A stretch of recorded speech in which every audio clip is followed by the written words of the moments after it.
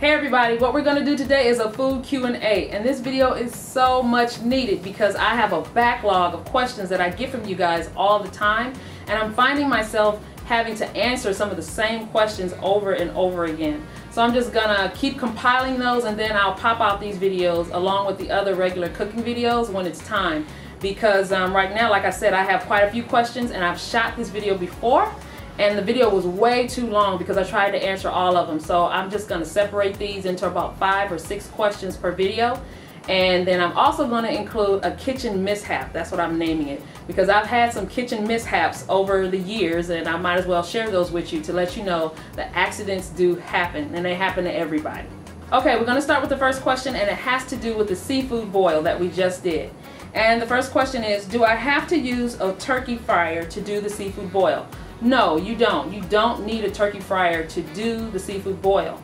However, first of all I want to encourage you to do is always click my recipe links. Click them, because not only do I share the information that I share in the video, but sometimes I give you additional tips and notes in the written recipe that will help you.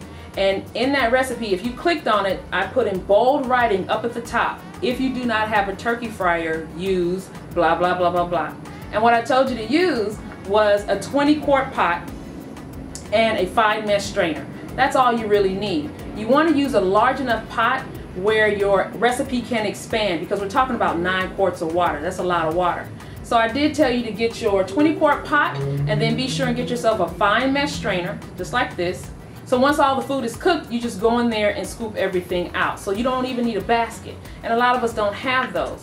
But I did want to showcase the fact that that turkey fryer can be used for other things. When you buy a turkey fryer, some people tend to think that it's only good for frying turkeys, and it's not. You can also fry big old vats of chicken wings, like for hot wings, fish fries. Okay, you don't have to fry in your house necessarily. You can take it outside and do it if you want to, or you can do it inside.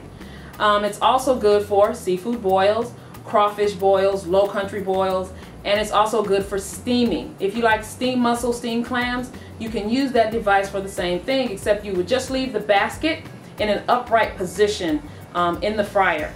And then you just put the lid on it, and it will steam all that good seafood that's in that basket. So it can be used for quite a few things, and I wanted to showcase that. If you want to know what company my fryer was from, it's by Masterbuilt. Masterbuilt.com, and I put that in the description area of the seafood boil, and I'm also going to put it in the bottom of this video.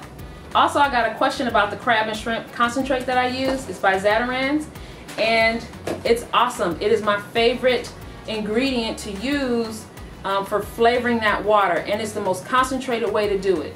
Zatarain's also makes a box that in the box they have a mesh bag that has all the seasonings and the spices in it, but that box comes nowhere near this concentrate. And on the bottom or the back of the bottle, it tells you to use about a tablespoon per 2.5 quarts.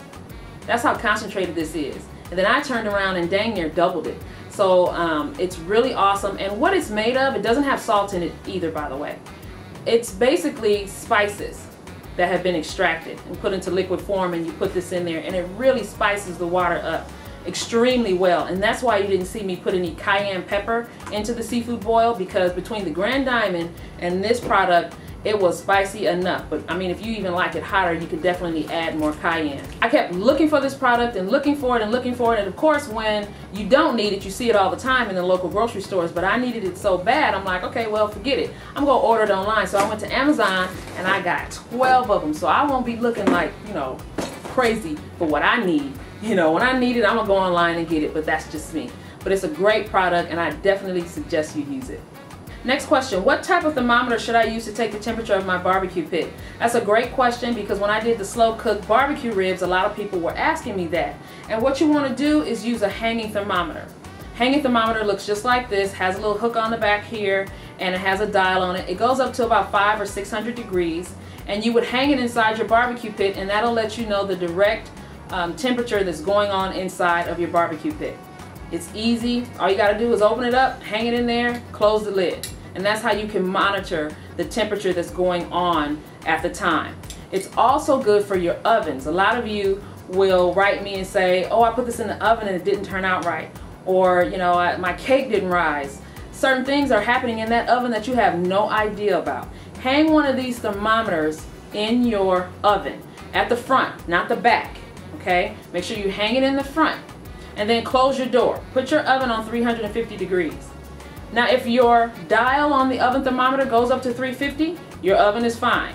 If the outside of your oven says 350 and this dial reads 300, there's something wrong with your oven and it needs to be recalibrated. So call a repair person or repair company out and fix your oven, because that's messing up all your recipes. That's the problem. And a lot of us don't know that. We'll think we're cooking at 350 degrees, or we'll think we're cooking at 450 when we're really not. We're cooking at 50 degrees less and you don't even know it. Now, the thermometer that I have in my hand, this particular hanging thermometer, is from my refrigerator. They both look the same. This one goes up to about 70 degrees. And I got a question about how I maintain all my kitchen equipment, my refrigerator, the oven, the dishwasher. First of all, I'll tell you, I maintain them by having them under a warranty plan from Sears. Old-fashioned, but it works for me. It's the bomb.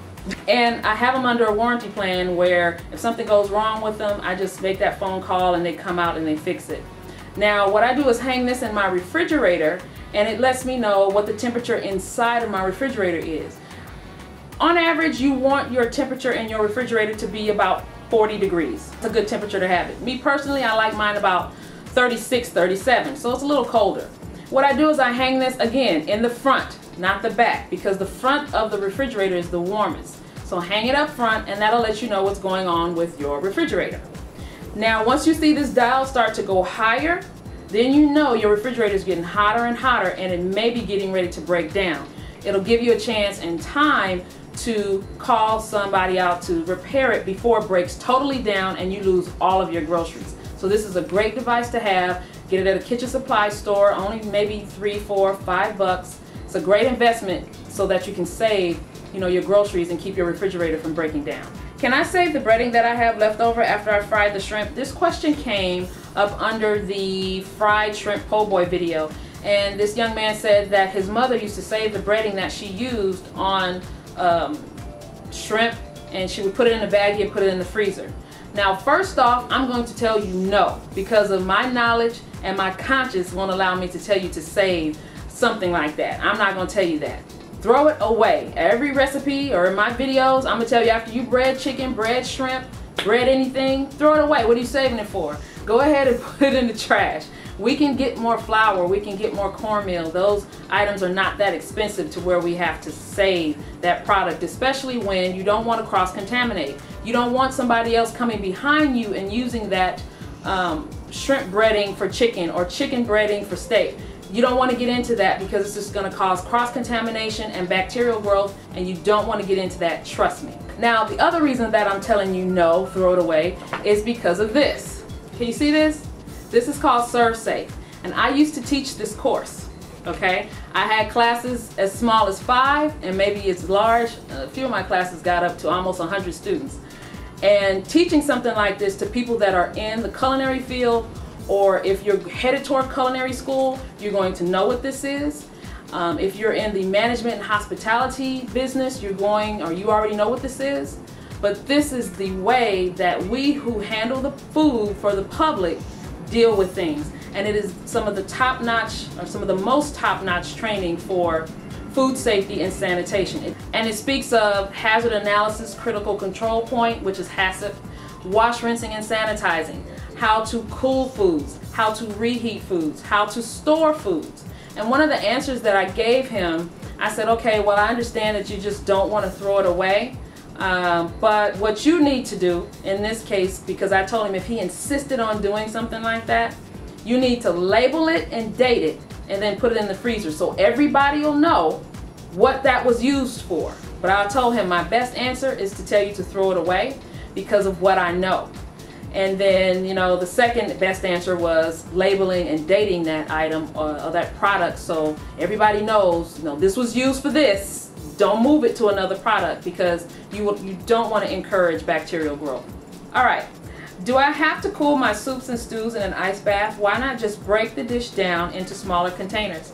This question came under my video of how to properly cool your soups, stews, and sauces.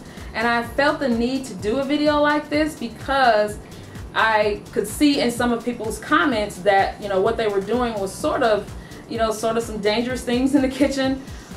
Cooling food, one of the ways to cool food, or the things not to do, is to leave food out on the stove or on countertops all day long to cool. That is never what you want to do, especially if it's protein rich and you're just giving bacteria what it needs to grow.